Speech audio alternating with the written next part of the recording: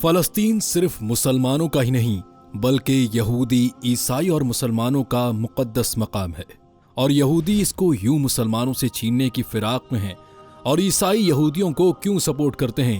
اقوام متحدہ نے فلسطین کو 2 ریاستوں میں تقسیم کرنے کی تجویز، اسرائیل اور عرب ممالک کے درمیان جنگ، اسماعیل ہنیہ کا قتل، یہ سارا ماجرا ہے کیا؟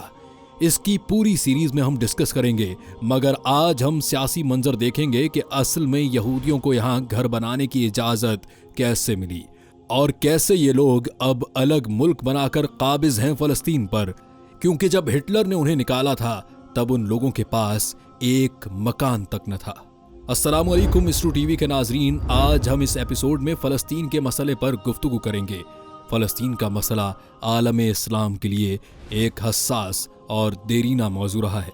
فلسطین کا مسئلہ صرف ایک علاقائی تنازع نہیں بلکہ مسلمانوں کی شناخت اور ان کے مذہبی جذبات اور عالمی سیاست پر بھی گہرے اثرات مرتب کرتا ہے۔ اس ایپیسوڈ میں ہم فلسطین کا تاریخی پس منظر، موجودہ صورتحال اور اس مسئلے کے مسلمانوں پر اثرات کا تفصیلی جائزہ لیں گے۔ ناظرین، میں ہوں آپ کا ہوسٹ ثناء اللہ اور رائٹر ہیں شوکت علی۔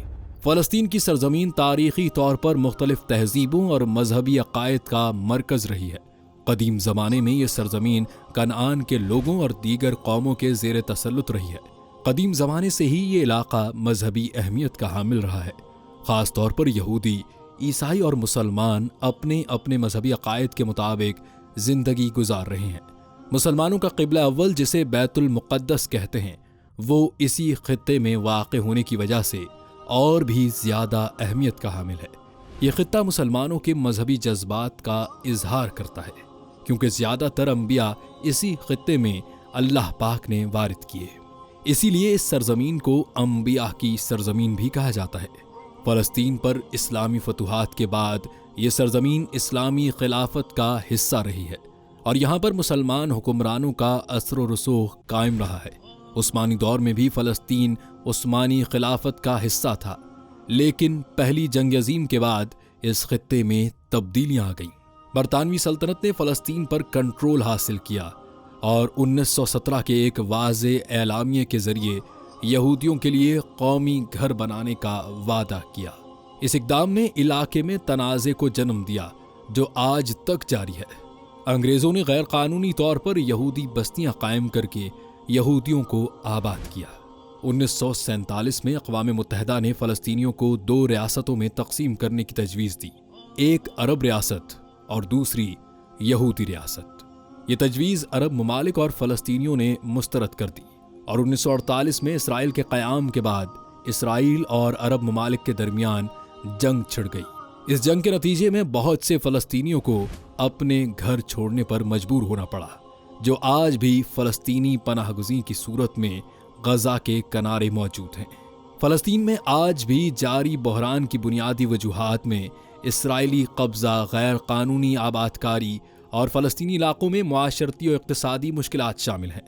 غزہ کی پٹی اور مغربی کنارے میں فلسطینیوں کو مختلف مشکلات کا سامنا ہے، جیسا کہ پابندیاں اور آئے روز نہتے فلسطینیوں پر بمباری اور بنیادی ضروریات کی کمی ہے۔ سفاک اسرائیل کئی دہائیوں سے نہتے فلسطینی مسلمانوں کا قتل عام کر رہا ہے، ان کی عورتوں اور بچوں پر گولے برسا رہا ہے، جن سے روز درجنوں اموات ہو رہی ہیں۔ اسرائیل فلسطینی بچوں کے اسکولوں اور ہسپتالوں پر بمباری کرنے سے بھی دریغ نہیں کرتا، لاکھوں فلسطینیوں کا قتل عام کر رہا ہے۔ فلسطین کا مسئلہ مسلمانوں کے لیے مذہبی جذبات کی عکاسی کرتا ہے۔ مسجد اقصیٰ، جو کہ اسلام کے 3 بڑے مقدس مقامات میں سے ایک ہے، فلسطین میں واقع ہے۔ مسلمانوں میں یہ مقام انتہائی اہمیت کا حامل ہے اور اسرائیلی قبضہ مسلمانوں کے مذہبی جذبات کو مجروح کرتا ہے۔ اس مسئلے نے عالم اسلام کو جذباتی طور پر متاثر کیا ہے اور کئی مسلم ممالک فلسطین کے لیے آواز اٹھاتے ہیں۔ اس مسئلے نے مسلمانوں کی ثقافت اور سماجی زندگی پر بھی اثرات مرتب کیے ہیں۔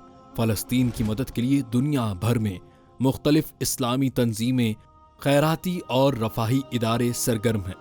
اس مسئلے نے مسلمانوں میں باہمی اتحاد کی روح کو بھی اجاگر کیا ہے اور عالم اسلام میں فلسطینی عوام کے ساتھ ہمدردی اور حمایت کا جذبہ بڑھایا ہے۔ اس مسئلے نے مسلم ممالک کی سیاست پر بھی گہرے نقوش مرتب کیے ہیں۔ بہت سے مسلمان ممالک اس مسئلے پر اختلاف رکھتے ہیں اور بعض اوقات بین الاقوامی سیاست میں بھی یہ مسئلہ ایک بڑی حیثیت اختیار کر گیا ہے۔ فلسطین کی حمایت میں بین الاقوامی پلیٹ فارمز پر مسلم ممالک کی مشترکہ کوششیں اور بسا اوقات ان کے آپس کے اختلافات عالمی سیاست پر اثر انداز ہوئے ہیں۔ یہ مسئلہ مسلم ممالک کی معیشت پر بھی اثر انداز ہوتا ہے۔ کئی مسلم ممالک فلسطین کی مدد کے لیے مالی امداد فراہم کرتے ہیں، جس سے ان کی معیشت پر بوجھ کم ہو جاتا ہے۔ اس کے علاوہ اسرائیل اور فلسطین کے درمیان جاری کشیدگی عالمی تجارتی اور سرمایہ کاری پر بھی اثر ڈالتی ہے، جس سے مسلم ممالک کی اقتصادی ترقی بھی متاثر ہوتی ہے۔ حال ہی میں حماس کے سرکردہ رہنما اسماعیل ہنیہ اسرائیل کی طرف سے داغے گئے ایک میزائل لگنے سے شہید ہو گئے۔ وہ کچھ دنوں سے ایران میں ٹھہرے ہوئے تھے کہ ہوٹل کی کھڑکی سے میزائل سیدھا ان کے اوپر گرا۔ وہ موقع پر ہی جاں بحق ہو گئے۔ ان کی فلسطین کی آزادی کے لیے بے پناہ قربانیاں ہیں۔ آزادی کی اس جدوجہد میں اسماعیل ہنیہ کے 3 بیٹے، پوتے اور پوتیوں سمیت خاندان کے کل 60 افراد نے جام شہادت نوش کیا۔ اسرائیل کا یہ ایک بزدلانہ اور ظالمانہ اقدام قرار دیا گیا۔ ان کی شہادت نے فلسطین میں سیاسی منظرنامے پر گہرے اثرات مرتب کیے ہیں۔ حماس رہنما کا قتل حماس کے اندرونی ڈھانچے اور حکمت عملی میں تبدیلیوں کا باعث بنا۔ ہنیہ کی قیادت میں حماس نے کئی اہم سیاسی اور عسکری کامیابیاں حاصل کی ہیں، اور جن کا قتل پارٹی کے مورال اور قیادت پر اثر انداز ہوا۔ اس کے بعد حماس کو نئے رہنما کی تلاش اور تنظیمی استحکام کی ضرورت پیش ہے۔ اسماعیل ہنیہ کے قتل کے بعد اسرائیل اور فلسطین کے تعلقات میں مزید بگاڑ آیا ہے۔ اسرائیل کے اس بہیمانہ قتل نے خطے میں امن اور استحکام کی راہوں کو مزید مشکل میں ڈال دیا ہے۔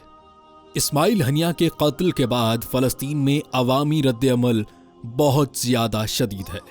اس واقعے نے فلسطینی عوام کی سیاست میں بہت بڑا خلا پیدا کر دیا ہے، جس سے پوری دنیا میں احتجاجی مظاہرے شروع ہو گئے ہیں۔